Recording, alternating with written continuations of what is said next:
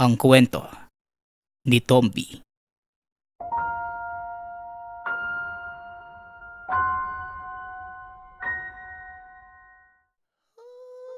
Ang kwentong ito ay mula sa isa nating tagapakinig na itago na lamang natin sa pangalang Ami. Taong 1986, probinsya ng Siquijor.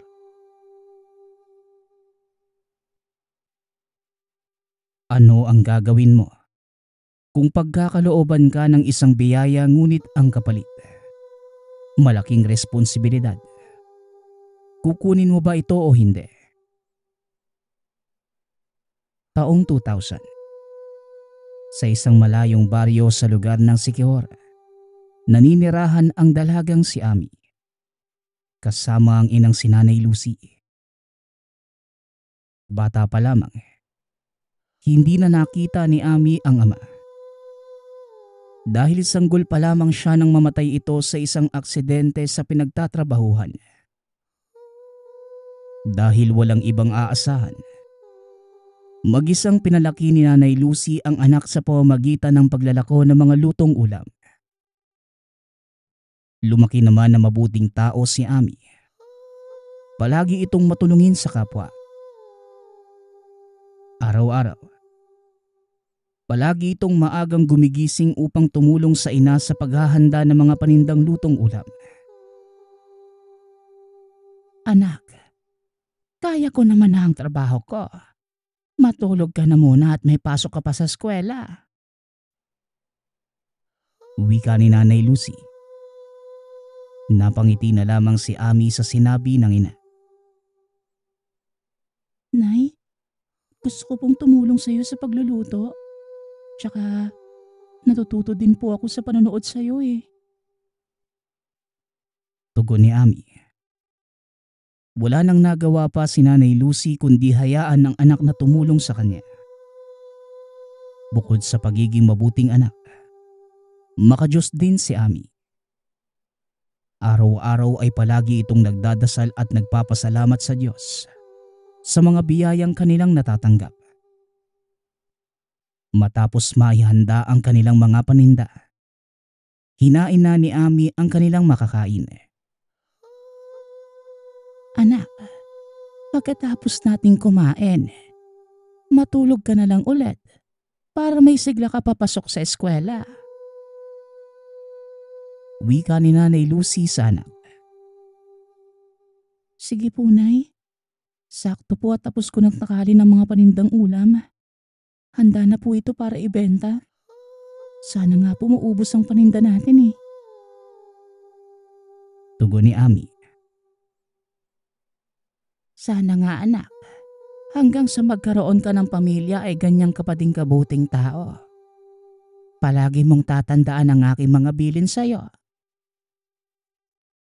Muling wika ni Nanay Lucy. Naman po, Nay. Hindi po ako magbabago at syempre, mag-aaral po muna ako bago mag-asawa. Madami pa po akong pangarap sa buhay kasama ka eh. Tugon ng dalaga.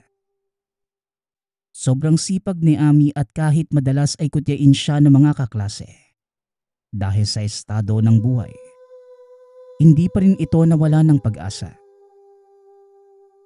Isang araw habang naglalakad galing sa paaralan, nakita ni Ami ang isang matandang babae na ketungin. Binabato ito ng mga bata at sinisipa. Aray, mga bata, tama na. Nasasaktan ako sa ginagawa niyo. Pakiusap ng matandang babae. Kaagad na lumapit si Ami sa matanda at pinagsabihan ang mga bata. Mga bata, hindi ba kayo naaawa kay nanay? Matanda na siya at may sugat sa katawan. Hindi niyo dapat siya ginaganyan eh. Wika ni Ami. Mabilis namang nagtakbuhan ang mga bata dahil natakot ang mga ito. Dali-daling tinulungan ni Ami ang matanda at inalalayan. Maraming salamat sa iyo, dalaga. Napakabusilak ng puso mo. Sana lahat ay kagaya mo. Wika na matanda. Puno ng sugat ang katawan na matanda at nanginginig pa ito. Mukhang nagugutom ka na, Punay. Halika po, sumama ka po muna sa bahay namin nang makakain ka. Halata po kasi na wala ka pong kain eh. Tugon ni Ami. Mabilis namang tinanggihan na matanda ang alok ng dalaga. Ngunit pinilit pa rin ito ni Ami. Nakakaya naman kung isasama mo ako sa bahay niya. Hindi ka ba nandidiri sa akin? Puno ng sugat ang katawan ko at ang dumi-dumi ko pa. Wika na matanda. Naku, Nay. Bakit naman po kita pandidirian? Ang sabi po ng nanay ko, kapag may nangangailangan huwag mag-atubiling tumulong. Tugon ni Ami. Gumiti ang dalaga. Hinawakan ang kamay ng matanda at sinama sa tahanan. Nang makarating sila Ami ay pinilit pa nitong papasukin ang matanda. Ako, wag na, iha. Dito na lang ako sa labas at baka magalit yung nanay mo. Tsaka ayos na ako dito. Hihintayin na lang kita. Tsaka hindi mo naman ako kilala at nagtitiwala ka kagad sa akin. Wika na matanda. Pag-iisipan ko pa po ba ng masama ang gaya mo may katandaan na at may karamdaman? Huwag ka pong mag-alala. Mabuting tao din po ang nanay ko. Isa pa naglalako din po siya kaya ako lang po dito sa bahay. Tugon ng dalaga at natuwa naman ang matanda sa kanya. Matapos sabihin ang salitang yon, pumasok na si Ami at napangiti naman ang matanda. Anong pagsubok pa lamang ito? Magbago kaya siya sa susunod? Siya na kaya ang magiging tagapangalaga ng mutya ng hangin? Wika ng matanda sa sarili at napangiti ito. Kaagad na kumuha ng tubig at pagkain si Ami para sa matanda. Ngunit pagkabalik ng dalaga, wala na ito sa labas at sakto naman ang dating ni Nanay Lucy. Anay, nakita mo po ba yung matandang babae dito sa labas? Kanina lang po, nandito lang siya.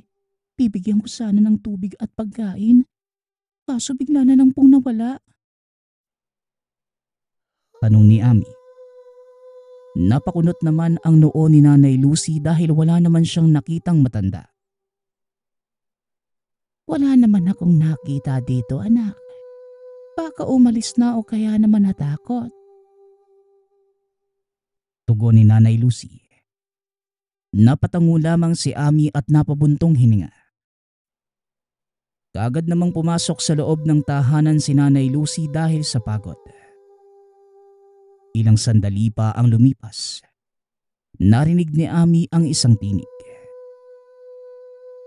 Ami, napakabuti mong tao at sa susunod na tayo'y magkita.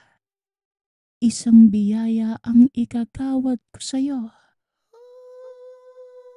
Wika ng isang malinaw na boses na hindi alam ni Ami kung saan nagmumula. Kasabay nito ang malakas na simoy ng hangin. Matapos marinig ang mga salitang yun, nawala ang malakas na hangin. Napakunot na lamang ang noo ng dalaga at umuwi ng tahanan. Matapos ng araw na yon, hindi na nakita ni Ami ang matanda. Naging palaisipan din sa kanya ang tinig na narinig. Hanggang sa isang araw, nagkaroon ng sakit si Nanay Lucy. Kaya kagad nagpresenta sa ina si Ami na siya na lamang ang magtitinda. Pumayag naman si Nanay Lucy dahil wala na siyang iba pang maaasahan. Habang abala sa pag-aayos ng paninda sa gilid ng kalsada, isang pamilyar na matanda ang nakita ni Ami. Pinagkakaguluhan ito ng mga bata habang pinabato. Hoy tanda, umalis ka na dito. Baka mahawa mo pa kami. Kitungin ka pa naman. Nakakadiri ang itsura mo. Sigaw ng isang bata. Nagpatuloy pa ang sigawan ng mga bata sa lugar. Nang marinig ito ni Ami, lumapit siya sa mga ito at pinagsabihan. Ano ba kayo? Wala ba kayong awa? Nakakaawa na nga ang kalagayan ni nanay, ginaganyan niyo pa. Mga wala kayong puso. Hindi ba kayo tinuruan ng mga magulang niyo ng tamang asal? Pagtatanggol ni Ami, kaagad namang nagtakbuhan ang mga kabataang nanakit sa matanda. Kaagad napangiti ang matanda na muling makita si Ami. Salamat talaga sa pangalawang pagkakataon. Iniligtas mo na naman ako sa mga mapang-aping tao. Wika ng matanda. Kaagad namang kinuha ng dalaga ang panyo at pinunasan nito ang mga sugat na natamo ng matanda mula sa pagbato ng mga kabataan. Awang-awa si Ami sa kalagayan ng matanda. Hindi niya maiwasang mainis sa mga batang nanakit dito. Dali-daling inilabas ni Ami ang baong tubig at binigyan ng matanda. Anay, uminom po muna kayo ng tubig. Ayos lang po ba kayo? May masakit po ba sa'yo, Nay? Gusto mo po bang dalhin kita sa pagamutan para magamot ang mga sugat mo sa katawan? Tanong ni Ami. Ngumiti lamang ang matanda at tumayo. Pwede ba? Ihatid mo na lang ako sa bahay ko. Kaya ko naman ang sarili ko, anak. Wika na matanda. Kaagad na tumayo si Ami at hindi na nag-alinlangang ihatid ang matanda. Nakarating ang mga ito sa isang malawak na lupain. Puno ito ng magandang bulaklak at masaganang gulay. Marami ring prutas sa paligid. Anay, dito po ba ang bahay niyo?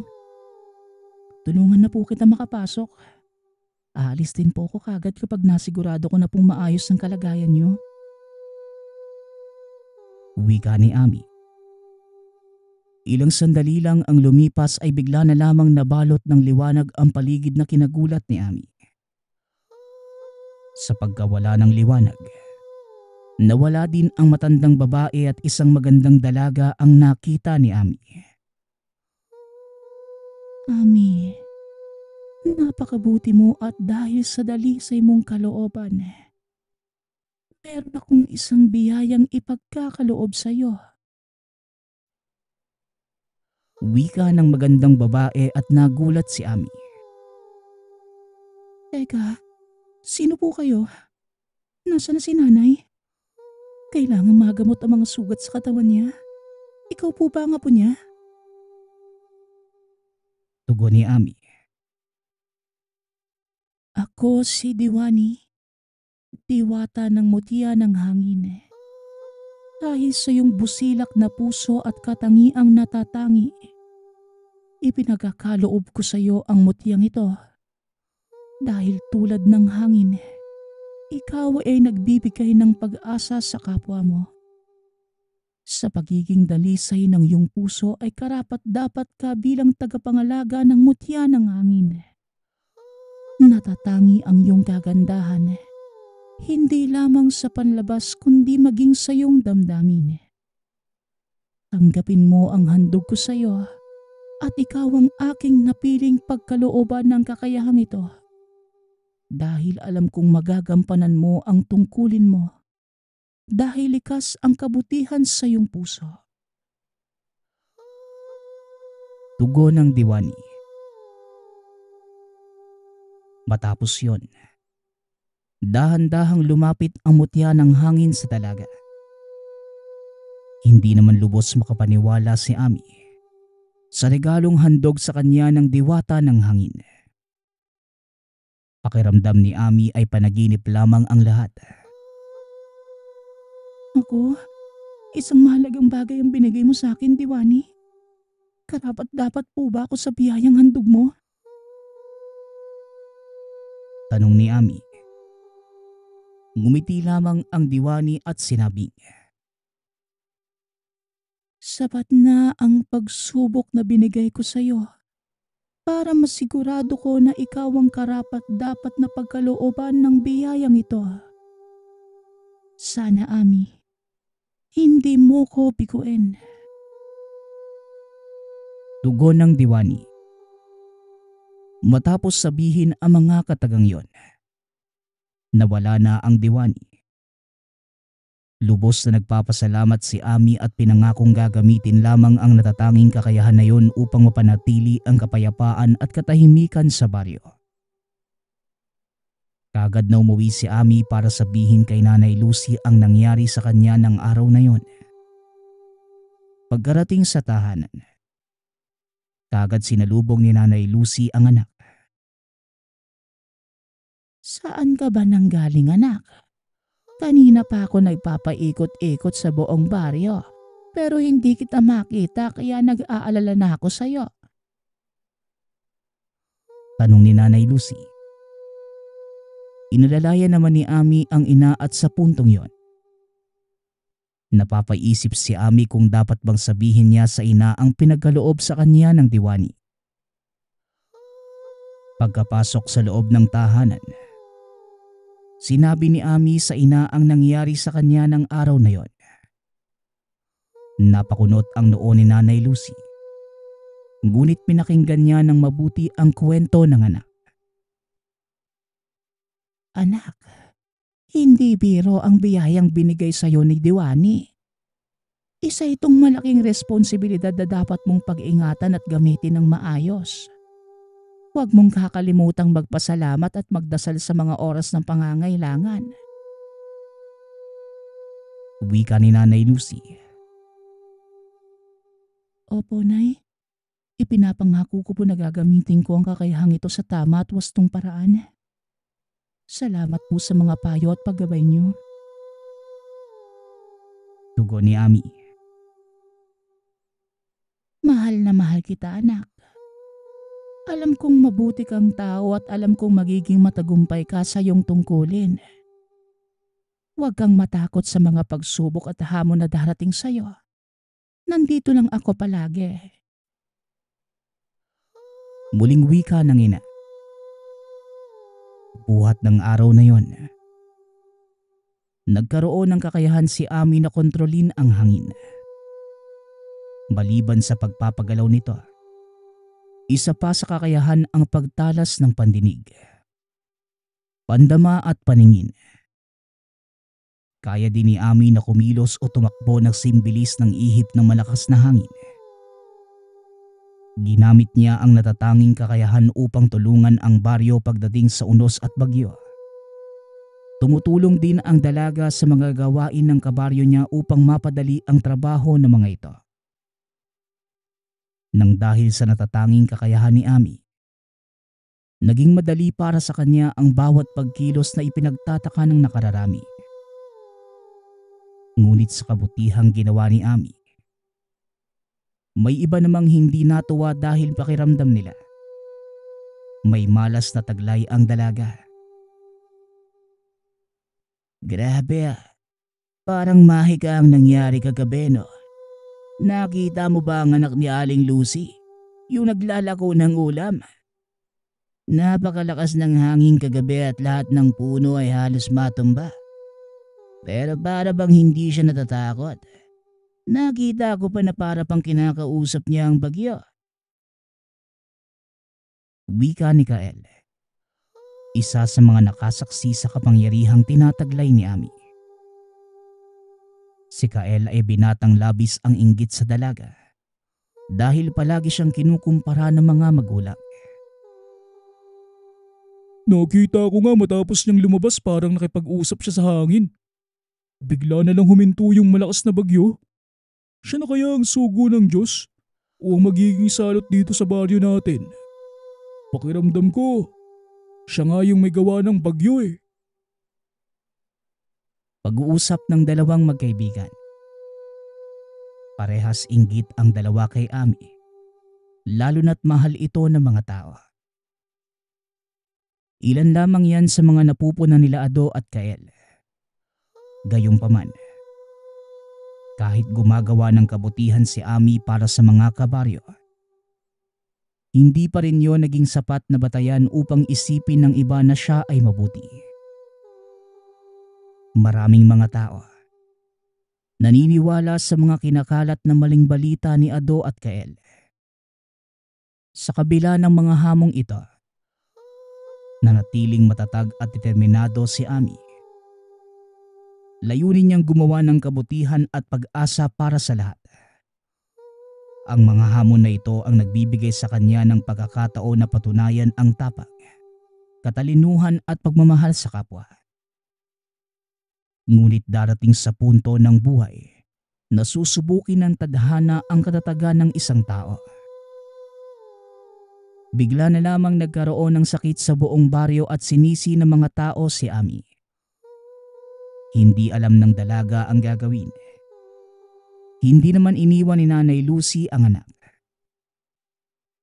Huwag kang sumuko, anak.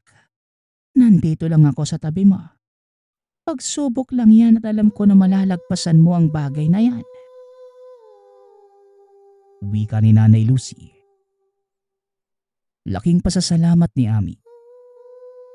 Dahil palaging nariyan ng ina. Para sa kanya at sa gitna ng unos ay nakilala ni Ami si Lolo Isko. Isang albularyong naniniwala na isang mabuting tao si Ami. Naging malapit ang dalaga kay Lolo Isko. Tinuruan siya nito kung paano gamitin ng tama ang kakayahang taglay. Tinuruan din na matanda si Ami kung paano makipaglaban.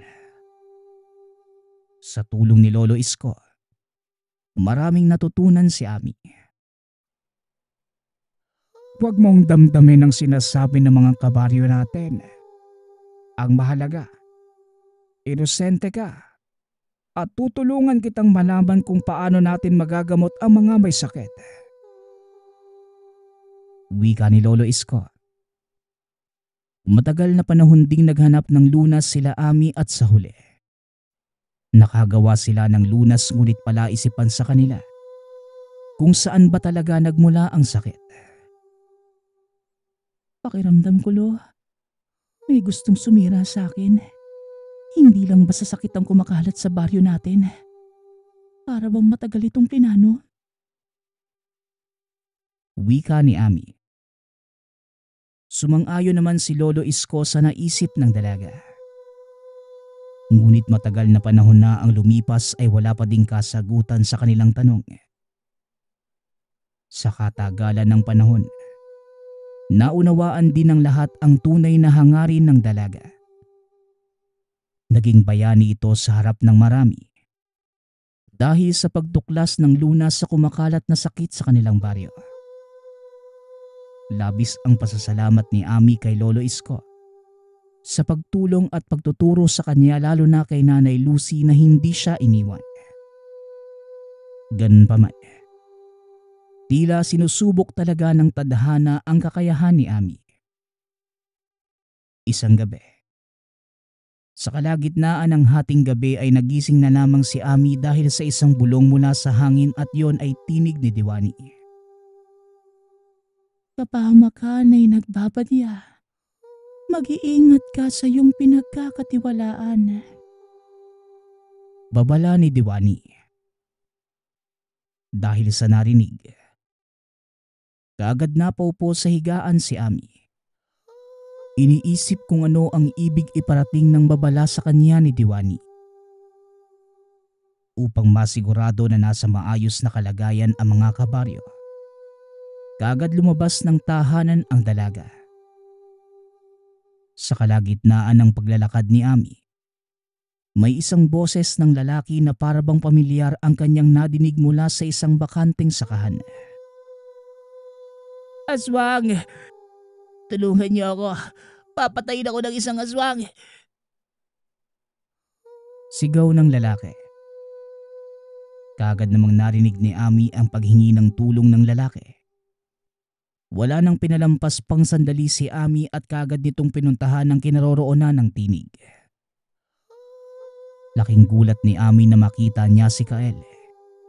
Inaatake ni Ado ngunit iba ang wangis nito. Ado, ako ang harapin mo. Hindi ang walang kalaban-laban na si Kael. Wika ni Ami.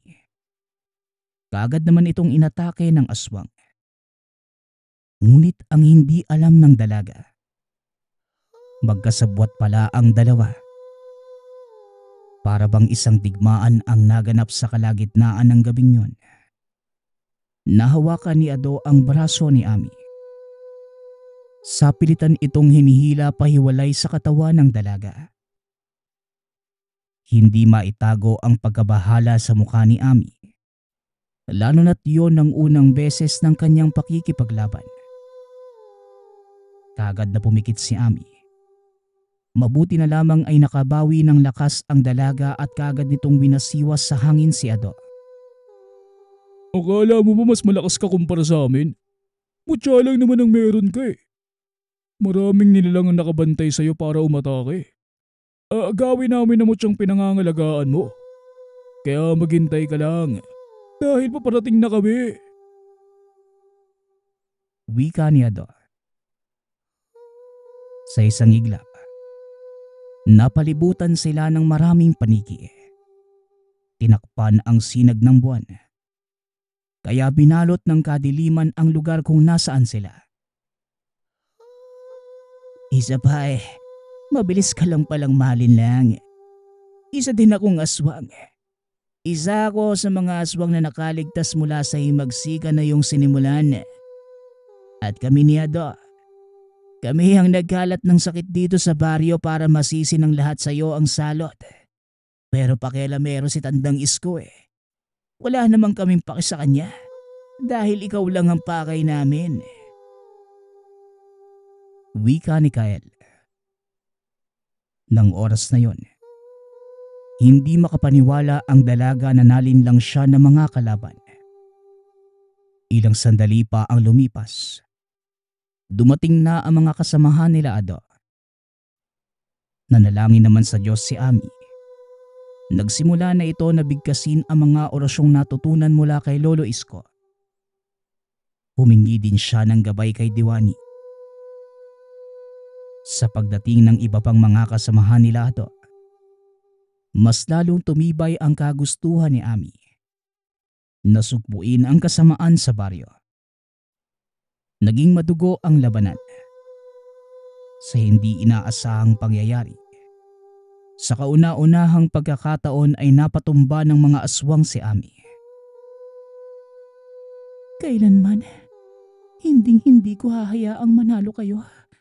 Ang masasamang kagaya nyo, kailanman hindi mananalo sa kabutihan. Mapatumba man niyo ako ngayon, alam kong ginagabayan ako ng Diyos. Mutya ng hangin. Nananalangin akong tanggalin mo ang hininga ng mga nilalang na ito. Nang sa ganun mawalan sila ng buhay at mas manaigang kabutihan dito sa baryo. Utos ni Ami sa mutya. Bigla na lamang lumakas ang ihip ng hangin. Dahan-dahang nagbagsakan ang mga kalaban. Kitang-kita ni Ami kung paano unti-unting nawawala ng hininga si Kael at Ado. Maging ang iba pang mga kalaban. Kahit nangihina at nanlalabo na ang paningin, pinilit ni Ami na manatiling nakatayo. Sa pagtatapos ng labanan nila Ami at ng mga aswang, bigla na lamang nawala ng malay ang dalaga. Kasabay nito ang pag-ihip ng malakas na hangin. Sa muling pagmulat ni Ami ng mga mata, bumungad sa kanya ang mukha ni Nanay Lucy na nag-aalala at kinakabahan. Nang mapansin ni Nanay Lucy na may malay na ang anak, kaagad naman niya itong nilapitan. Ami, anak, mabuti naman at may malay ka na. Ano bang nangyari sa'yo? Nagulat na lang ako nang puntahan ako ni Lolo Isko doon sa bahay. Sinabing maluba ang kalagayan mo. Wika ni Nanay Lucy. Bakas sa boses ng ina ang takot. Niyakap nito na mahigpit ang anak. Kaagad namang pinaliwanag ni Ami ang mga naganap. Pagkakaengkwentro ko po ang mga aswang kagabi. Aswang po pala si Ado at si Kael. Ililigtas ko po sana si Kael.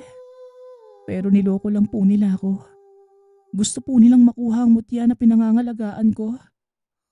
Tsaka sila din po ang may gawa ng sakit dito sa baryo natin. Nga po pala, Nay. Paano po ako nakarating dito? Tanong ni Ami. Nako iha, hindi ka dapat basta nagtitiwala lalo na sa panahon ngayon. Marami na ang mga mapanlinlang, kahit kilala mo o hindi.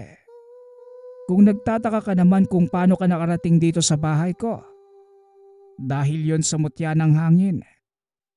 Bilang tagapangalaga ay responsibilidad ng mutya ng hangin na pangalagaan ka rin.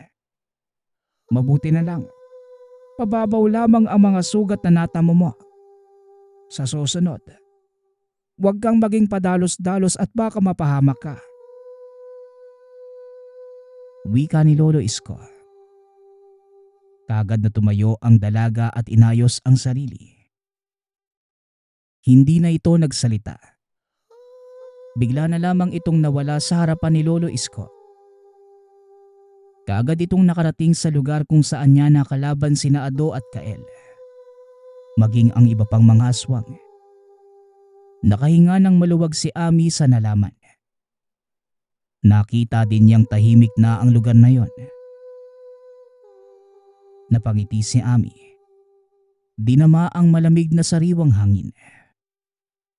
Matapos masiguradong wala ng kalaban ay kagad bumalik sa bahay nila si Ami. Sa huli, nanaig pa din ang kabutihan at naubos ni Ami ang kalaban. Sa paglipas ng panahon, nanatili ang kapayapaan sa baryo nila Nanay Lucy dahil sa mutyang tinataglay ni Ami. Naibalik din ng dalaga ang tiwala ng lahat dahil sa ginawa. Pagsapit ng bagong taon, nagbigay ng mensahe si Ami para sa lahat. Hanggat malakas ako, iaalay ko ang buhay ko para mapanatili ang katahimikan at kapayapaan dito sa baryo natin. Lalaban ako hanggang sa dulo ng buhay ko. Wika ni Ami. Labis namang nagpapasalamat ang mga kabaryo ni Ami sa kanya dahil sa mga sakripisyo. Hindi na sinabi ni Ami ang tunay na pagkatao ni Ado at Kael. Lalo na't namatay na ang mga ito sa kanilang labanan. Kasabay ng paglaho ng mga ito, nawala na din ang panganib sa baryo nila Ami. Nang maayos na ang lahat, muling nagpakita si Diwani sa kanya. Masaya ako dahil nagampanan mo ng maayos ang iyong tungkulin. Masaya akong nakamit mo yon, Ami. Sana hindi ka magbago at ipagpatuloy ang kabutihan sa iyong puso. Wika ni Diwani. Salamat sa pagtitiwalang binigay mo sa akin. Pangako, ipagpapatuloy ko ang naumpisan ko. Tugon ni Ami. Namuhay ng matagal si Ami. Marami pang pagsubok ang dumating sa kanya. Ngunit sa tulong ni Nanay Lucy, pati na rin ni Lolo Isko at Diwani, nalagpasan niya ang mga ito. Magpasa hanggang ngayon. Laking pasasalamat pa rin ni Ami sa lahat ng nangyari sa kanya.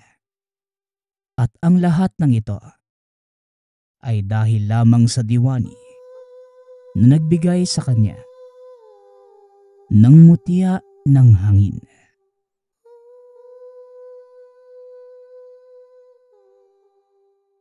Ang kwentong ito ay mula sa isa nating tagapakinig. Naitago na lang natin sa pangalang Gabriel. Walang eksaktong taon. Probinsya ng Davao. O Gabriel, ikaw na ang umakyat sa puno ng apitong. Hindi nakakayanin ng tuhod ko yan. Masyado ng mataas. Tanggalin mo na lamang ang maliliit na sanga sa ibabaw para hindi sagabal sa iba pang mga puno sa paligid. Wika ni Mang Hector, isa sa mga kasamahan ni Gabriel. Nang mga panahong ito, nagtatrabaho ang binata bilang magtotroso, kasama ang dalawa pang pinsan. Nasa edad 22 pa lamang itong si Gabriel. Simula pagkabata, ito lamang ang nakagisna niyang hanap buhay.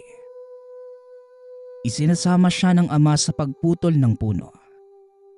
Tinuturuan ng mga dapat gawin hanggang sa magamay na niya ang trabaho. Wala pong problema, Uncle. Ako na po ang aakyat. Oy, Timoy, paabot nga ng lupit tsaka yung gulok. Wika ni Gabriel.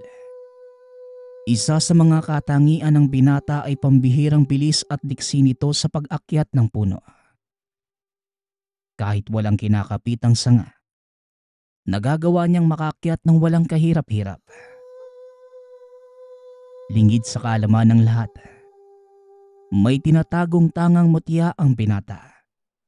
Itinatago niya ito sa lahat dahil mahigpit itong ibinilin sa kanya ng yumaong ama. Atras tayo ng 2 taon. Ito yung mga panahong nakaratay na sa higaan ang ama dahil sa malubhang karamdaman. Gabriel anak, hindi na ako magtatagal pa. Nararamdaman ko na anumang oras. Maiiwan ko na kayo ng nanay mo. Pero bago pa man mangyari yon, gusto kong mapasayo sana ang bagay na ito. Wika ni Mang Turing habang inaabot kay Gabriel ang isang supot.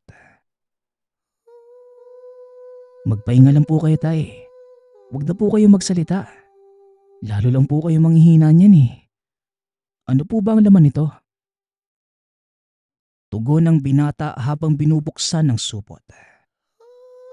Ngunit pinigilan siya ng ama. Huwag mo munang bubuksan yan hanggang hindi pa ako naililibing. Yan ang pinaka-iniingat-ingatan ko. Ang bagay na nagbibigay sa akin ng lakas at kakaibang kakayanan. Pero hindi ako pwedeng manatili sa mundong ito. Kaya pinapasa ko na ito sa iyo. Ikaw ang maiiwan sa iyong nanay at kapatid. Kaya alam kong kakailanganin mo ito. Pasensya na anak, kung maaga akong aalis sa tabi niyo. Pero palagi mong tatandaan, nandito lang ako at palagi kitang gagabayan. Muling wika ng ama bago ito tuluyang mamaalam. Alam ng pamilya na hindi magtatagal si Mang Turing kaya naman napaghandaan na nila ito. Wala naman silang kamag-anak na hihintayin. Kaya ilang araw lang ang tinagal ng burol. Matapos ang libing, naalala ni Gabriel ang binigay ng ama. Dali-dali itong pumasok sa silid at kinuha ang supot sa tokador. Naupo sa higaan at binuksan ito. Nakita ng binata ang isang maliit at patulis na bagay. Mas malaki lang ng konti sa butil ng bigas. At kung titignan ay tila kuko ng pusa. Nagtataka ang binata kung ano ba ang bagay na yon. Itinaas ito ng binata at tinutok sa ilaw. Hanggang sa aksidente itong nabitawan. Nahulog mismo sa bibig. Dali-dali siyang lumabas ng silid upang uminom ng tubig. Napansin naman ito ng ina. Kaya kagad siyang nilapitan at tinanong kung ano ang nangyari. Wala naman po, Nay. Nauuhaw lang po talaga ako eh. Sige po, lalabas na po muna ako para magpahangin. Tugon ni Gabriel. Hindi na nagtanong pa ang ginang. Hinayaan na lamang nito ang binatang lumabas. Nagpunta si Gabriel sa bayan upang makipaglaro ng basketball sa mga kaibigan. Ngunit pagkarating doon, naabutan ng binatang nagkakagulo. Dali-dali niya itong nilapitan. Napatakbo ang binata papunta sa nagkakagulo dahil ang pinagtutulungan ng ilang kalalakihan ay ang pinsan niyang si Anton. Aawatin sana ni Gabriel ang mga kalaban. Kaso nga lang, maging siya ay napagbalingan ng mga ito. Lingid sa kaalaman ng binata, dito niya magagamit ang kakayanang taglay na mutyang ipinasa ng ama. Laking gulat ng binata dahil tila napakabagal ng kilos ng mga kalaban. Nagagawa niyang iwasan ang mga ito. Maliban doon, nalalaman ng binata kung saan magmumula ang mga atake. Hindi magawang umiwas sa mga kalaban sa mga suntok na binibigay ng binata. Isa-isa niyang tinulak ang mga ito palayo. Tama na mga pare, ayaw naman namin ng gulo eh. Wika ni Gabriel. Ngunit hindi pa din nagpaawat ang mga kalaban. Dumampot pa ng 2x2 ang isa. Akmang ipapalo kay Anton. Ngunit sinalo lamang ito ni Gabriel. Laking gulat nung pumalo dahil nagkandadurog-durog ang 2x2 sa kamay ni Gabriel. Dito na nagsimulang magtaka ang binata. Maging ang mga kalaban ay natakot dahil sa nakita. Anton, ayos ka lang ba? Ano ba kasing nangyari? Bakit pinagtutulungan ka ng mga yun?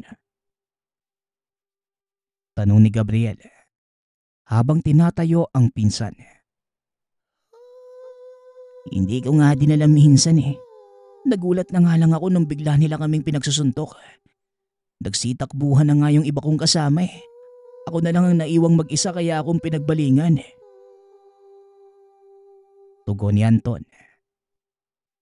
Maya-maya pa, nagsidatingan ng ilang mga kamag-anak ni Gabriel.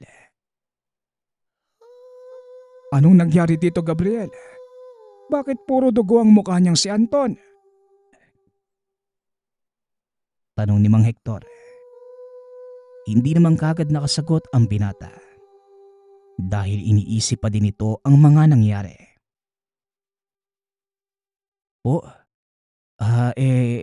Hindi ko din po talaga alam eh. Pagkarating ko po, pinagtutulungan na si Anton ng mga lalaking yun. Tugon ni Gabriel. Matapos yon ay pinauwi na din sila ng tiyuhin. Simula ng araw na yon, hindi na nawala sa isipan ng binata ang nangyari at paulit-ulit nitong sinusubok ang sarili para mapatunayan kung totoo ang sinasabi ng ama. Hanggang sa natuklasan nito ang buong kakayahan ng mutyang nasa loob ng kanyang katawan. Ito ay nang magsimula siyang sumama kay Tio Hector sa pagtotroso. Balik tayo sa kasalukuyan. Insan, mag-iingat ka. Masyadong lumataas ang inaakyat mo. Marupok pa naman ang sanga ng punong yan. Kaya huwag ka magpapakampante. Wika ng pinsan mula sa ibaba. Patuloy lamang si Gabriel sa pagputol ng mga sanga. Ngunit hindi nito namalayang tinamaan na ng dalang itak ang lubid na nakatali sa bewang. Sa hindi inaasahang pagkakataon, nabali ang inaapakan nitong sanga. Napatakip na lamang ng mata si Mang Hector sa ibaba dahil alam nilang mamamatay si Gabriel sa oras na tumama ito sa lupa. Napasigaw din si Gabriel habang nahuhulog. Ngunit nagulat ang lahat dahil hindi man lamang sila nakarinig ng kalabog. At nang mag-angat ng tingin si Mang Hector, nakita nitong tumatayo mula sa pagkakabagsak ang pamangkin. Aray naman ang sakit ng dibdib ko. Nakakainis. Bakit ba kasi naputol yung lubid ko, Uncle? Wika ni Gabriel. Nakatulala lamang ang tatlong kasama sa kanya. Dahil hindi nila lubos akalaing tumama sa lupa si Gabriel. Ngunit ni maliit na galos ay wala ito. Anong nangyari? Teka, nakabikit ba ako nung nahulog ka? Paano ka bumagsak nang hindi man lang kami nakarinig ng kalabog? Tanong ni Anton. Biglang napaisip si Gabriel. Iniikot nito ang tingin sa paligid. Punong-puno ito ng tuyong dahon kaya imposibleng hindi maririnig ang kanyang pagbagsak. Ang totoo insan, hindi ko din alam kung anong nangyari. Hindi ko nga alam kung paano ako nakaligtas eh. Tugon ni Gabriel. Ipinasa ba sa'yo ni Manong Turing ang bertod niya? Yung totoo, Gabriel? Tanong na matanda. Biglang naalala ni Gabriel ang binigay ng ama. Opo, Uncle. Ang totoo po, nalunok ko pa nga yun eh. Tugon ni Gabriel. Nanlaki ang mga mata ni Mang Hector nang marinig ang sinabi ng binata. Napahawak pa ito sa ulo. Paano mo nalunok ang napakatalas na kuko ng musang? Ano ka ba namang Gabriel? Pumunta ka mamaya sa bahay. Sasamahan kita kay Mang Teban. Kailangan natin matanggal yan sa katawan mo. Kailangan nating mailagay sa isang sisidlan. Wika ni Mang Hector. Napatango na lamang ang binata. Ngunit hindi siya sigurado kung sasama ba ito o hindi. Pagkatapos ng trabaho, dali-dali na silang umuwi. Sakto namang nadaanan ni Gabriel ang inang may bitbit na bungkos ng mga dahon ng niyog na gagawing walis tingting. Kinuha itong pagkakataon ng binata upang makaiwas sa pagsama sa tiyuhin. Pasensya na po, Uncle ah. Kailangan ko pong tulungan si nanay.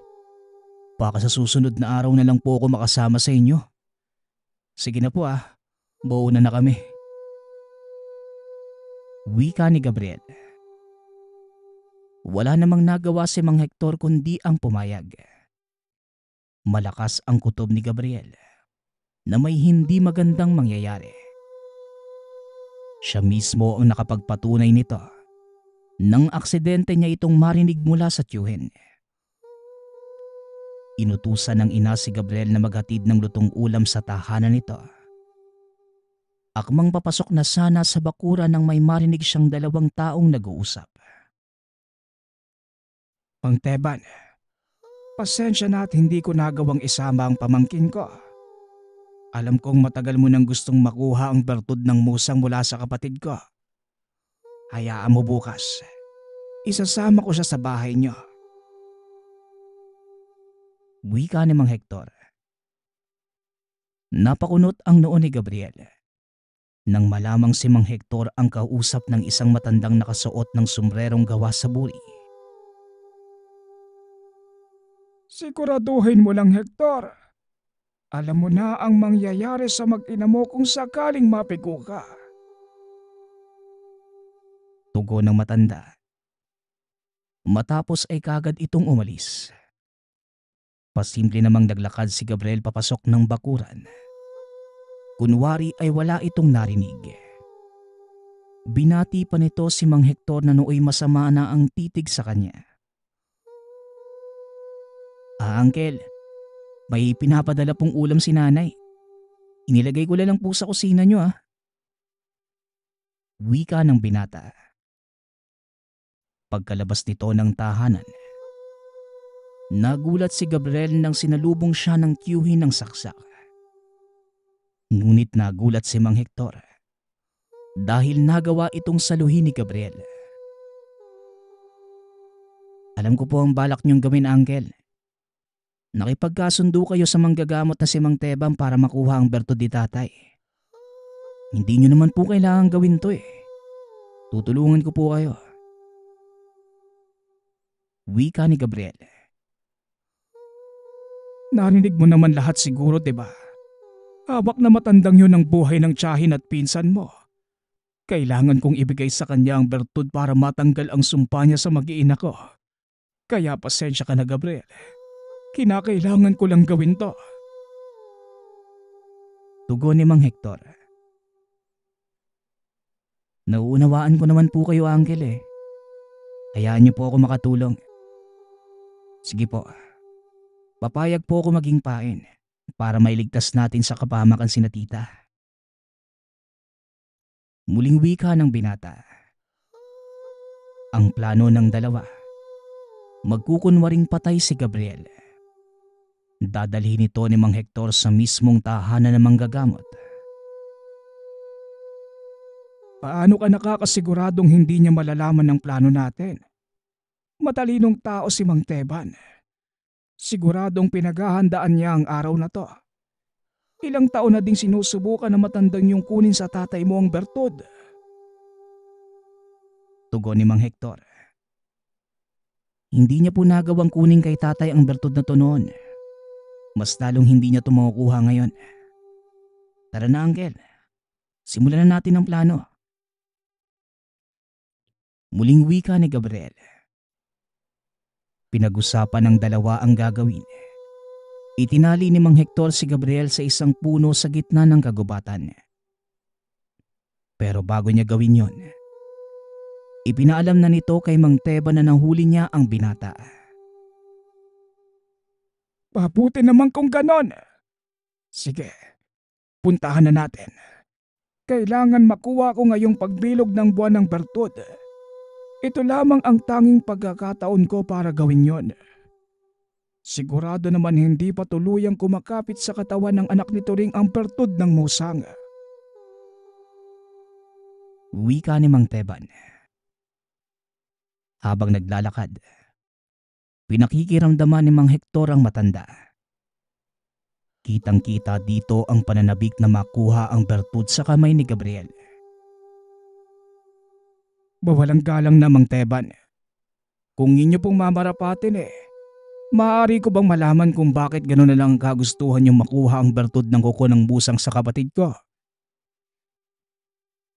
Tanong ni Mang Hector. Hindi pagkuha ang gagawin ko, Hector, kundi pagbawi. Pagbawi sa gamit na dati kong pagmamayari. Inagaw lang sa akin ni Turing ang bertud. Tugon ng matandang manggagamot. Dagdag pa nito. Kapwa mag-aaral ng isang magaling na albularyo noong mga binata pa sila. Tinahak ni Teban ang daan ng pagiging manggagamot. Samantalang si Turing naman ay piniling mamuhay ng payapa. Dahil si Teban ang naiwan sa pangangalaga ng maestro, umasa itong siya ang sasalo ng lahat ng kakayanan nito. Ngunit bago mamatay ang matanda, ipinatawag nito ang dalawa. Dito niya pinagkaloob ang lahat ng nalalaman sa panggagamot kay Turing, maging ang pinakiingatan nitong bertud ng kuko ng musang. Balik tayo sa kwento. Hindi katanggap-tanggap para sa akin ang ginawa ng aming guro. Ako ang nanatili sa tabi niya. Ako ang naglingkod at umalalay sa kanya. Pero si Turing pa rin ang piniling iwanan ng mga aral na natutunan. At siya pang naging karapat-dapat para sa kanya. Wika ni Mang Teban. Nang makarating sa lugar, kagad niyang nakita ang nakataling si Gabriel.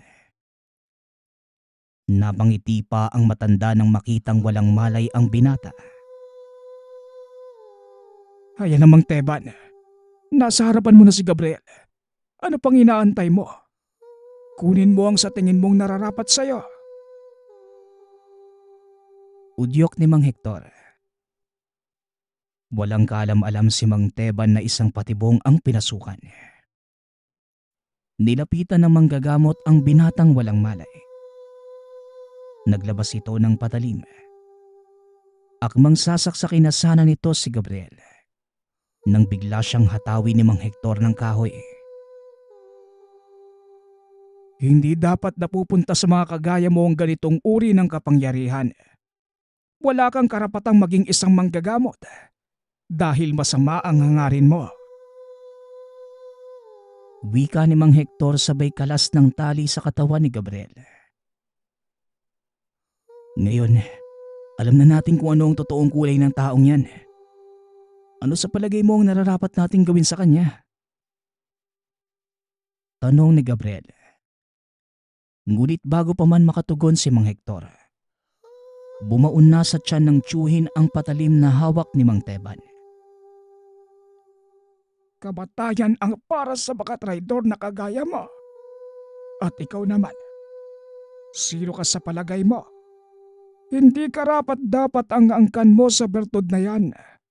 Dahil ako ang nagpakahirap para dyan. Inagaw lang ng tatay mo ang nararapat sa akin. Wika ni Mang Teban. Dali-daling inalalayan ni Gabriel si Mang Hector. Dinala niya ito sa isang sulok at sinandal. Magpahinga lang po kayo dito, Uncle. Ako na po ang bahala sa kanya. Wika ng binata. Sabay tayo at hinarap si Mang Teban. Hindi ka mananalo sa akin. Kahit nasa iyo pa ang bertud ng musang. Wala kang kakayanang. Hindi na nakapagpatuloy sa pagsasalita si Mang Teban dahil bigla siyang sinuntok ni Gabriel sa sikmura. Ayoko po sanang pumatol sa matanda pero kung kagaya mo pong isip bata at may itim ang budhe, papatulan ko po kayo. Sigurado naman ako nararapat lang ding maturuan ka ng leksyon eh. Wika ni Gabriel. Sabay tulak kay Mang Teban palayo. Sinasadya ng binatang hindi ito puruhan.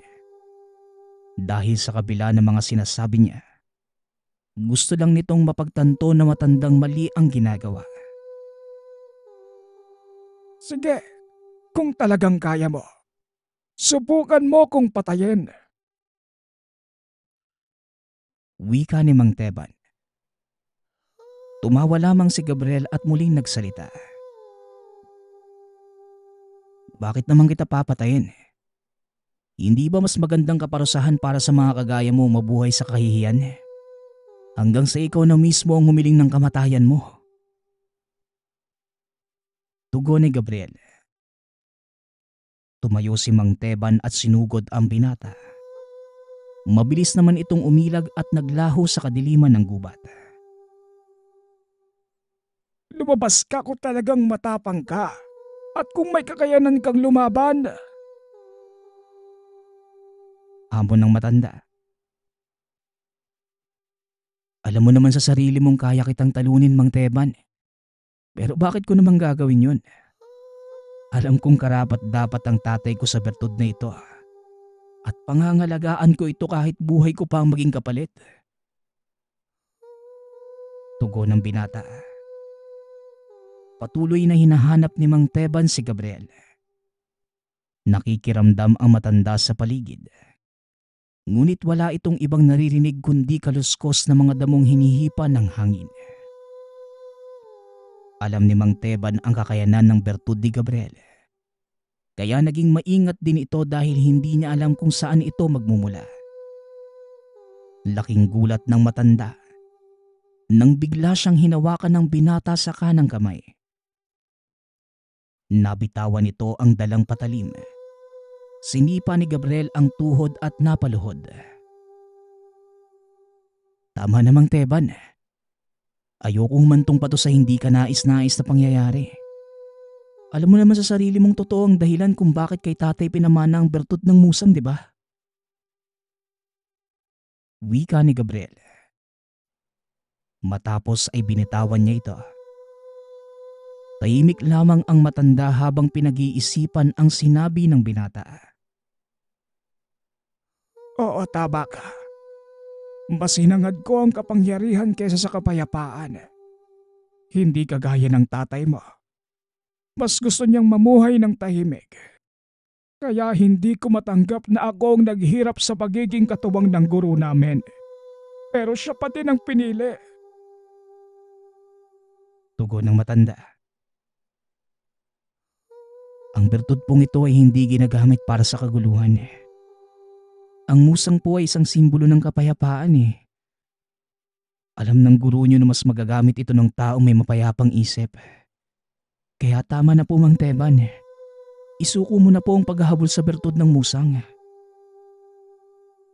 Muling wika ni Gabriel. Sa palagay ko nga ay tama ka. Isa pa, napag-isip-isip ko ding matanda na ako. Wala din naman akong anak. Kaya kung sakali mang mapasakin ang bertud, wala ding magmamana nito. Tugon ng matanda. Tumayo ito at naglakad papunta kay Mang Hector. Halika, tulungan mo akong dalhin si Hector sa bahay para magamot ko ang sugat niya. Wika ni Mang Teban. Matapos ang araw na yon, nilisan ng matanda ang baryo. Walang nakakaalam kung saan ito nagpunta. Samantalang si Gabriel naman, patuloy lamang na pinalagaan ng hawak na bertud. Naging kilala ang binata sa kanilang baryo bilang tagapamayapa. Kinakatakutan ito ng mga masasamang loob dahil sa kakaibang kakayanan. Sa kasalukuyan, nakaupo bilang kapitan ng baryo si Gabriel. Iginagalang ng mga tao. Kinilala sa kanyang kakayanang dulot ng bertud ng kuko ng musang. Nagpapasalamat ako sa nagpadala ng ating kwento. Ang opinyon ko lamang po sa kwentong ito, minsan sa buhay natin may mga bagay na hindi tayo nakukuha kahit gusto natin. Pero hindi natin maaaring isisi ang lahat sa iba dahil maaaring tayo din ang dahilan kung bakit hindi natin nakamtan ang bagay na yon. Kagaya ni Mang Teban. Kayo, anong nagustuhan nyo sa ating kwento? Muli, nagpapasalamat ako sa lahat ng sumusuporta sa ating channel. Hanggang sa muling pakikinig. Paalam.